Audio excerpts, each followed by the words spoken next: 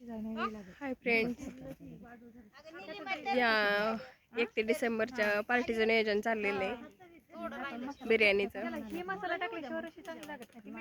मी आणि फ्रेंड्स या बिर्याणी खायला 31 डिसेंबरची.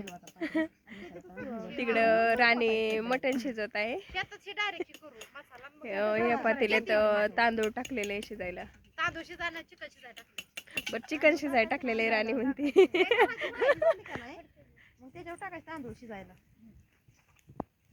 असे मस्तपैकी रानात चिंचेच्या झाडाखाली पार्टी चाललेली आहे. तर सगळ्यांनी या बिर्याणी खायला आणि सगळ्यांना उद्याच्या येणाऱ्या 2025 सगळ्यांना हार्दिक शुभेच्छा.